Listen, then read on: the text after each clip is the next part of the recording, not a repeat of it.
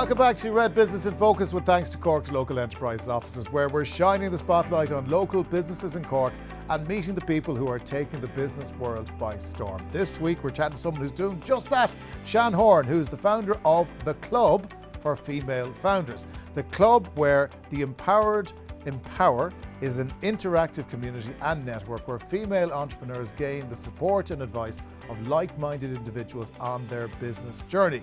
Working at the forefront of this successful network is Sian, and we can't wait to hear about the club's journey. Sian, it's lovely to meet you again. How are you? Thank you. I'm really, really well, and thank you so much for giving us the time to talk about the club here today. Tell me in 30 seconds, roughly, what you do. Okay, so the club is a support and learning network. So we're slightly different to the other offerings out there. What we were finding was lots of women were looking to go into business, and they would do like a start your own business course, etc. And then they were kind of left to their own devices, would get a little bit lost. And we all know that small business fails and tends to fail in the first sort of 3 years. And it's just lack of information. So we meet twice a month and we teach the women how to stay in business. We're not looking to bring on people that are all wanting to expand and go for huge growth. We're here to support everybody. And I think that's the difference.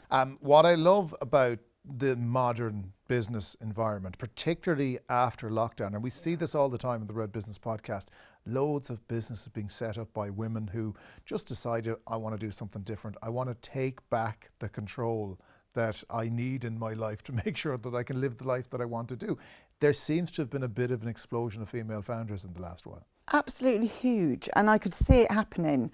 I've been a female founder myself since 2008, and in 2020, when my bricks and mortar business closed, I could suddenly see, it was a very negative time for business in so many ways, but I saw loads of positive things happen, and it was happening by women, whether that be from their kitchen table or just making the decision that they were going to do something else and wanted the flexibility to live their life and run the business that they've always wanted to. That kitchen table thing really stands out because so many people have sat over there and talked about how they started there and now they're 3 or 4 staff in and they're expanding their business.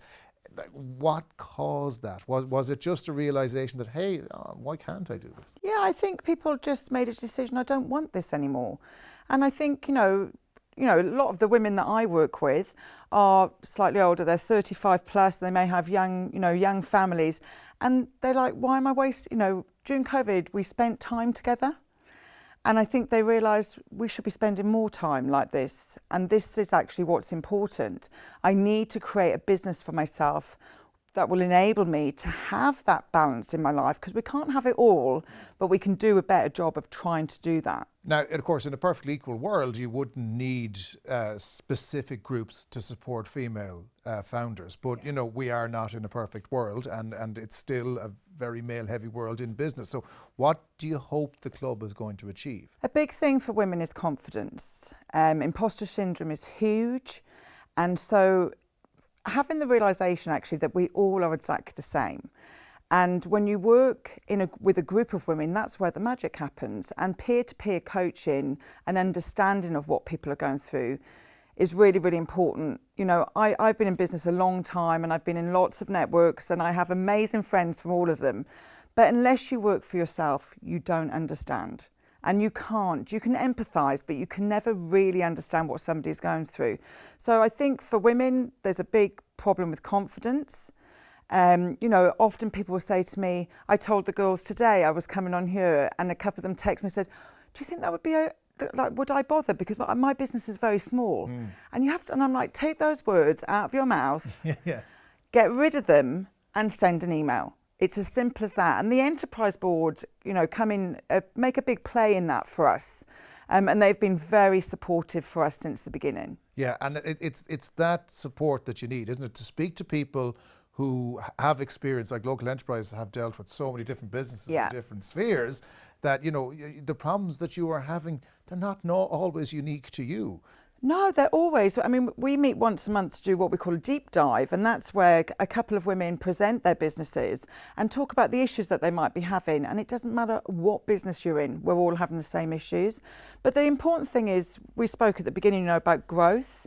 And I think a lot of the time, there's great support out there for people that want to grow. Every incubator or any application that you fill out, it always says, how many staff do you want to employ in the next year? How much money are you making this year? How much money do you want to make next year? How big do you want to grow? And that's really intimidating for people. And not everybody wants to grow. And we need to remember that. And the SMEs that don't want to grow are the backbone. I'm a Pilates instructor and they're my spine. And without them, there's no arms or legs.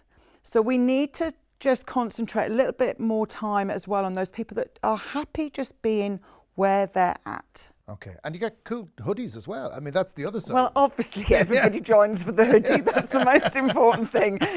Forget the workshops. Yeah, everybody joins for the hoodie. Everybody walks out with a good hoodie. If people want to have a look at what you guys do in the club, how can they find out more? Absolutely. We tend to live on Instagram. And so they will find out information, and also everybody that's in the club and why they're in the club. All that there is on social media. And then our new website is the Club Women's Network. And now is the time to join. We're just about to launch our awards, which will be the first awards this year in November. And again, a slightly different twist. We won't be looking at what people's turnover is.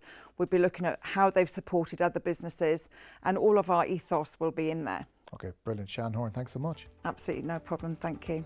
Well, that's it for this week on Red Business in Focus. Make sure you join us on next week's episode. We're going to speak to Conor McSweeney and Laura-Lise Tournay from Tabla Design. It offers bespoke furniture and steelwork tailored and designed to fit your needs using only locally sourced timber. We look forward to hearing about their success story on the next episode of Red Business in Focus, with thanks to Cork's local enterprise office.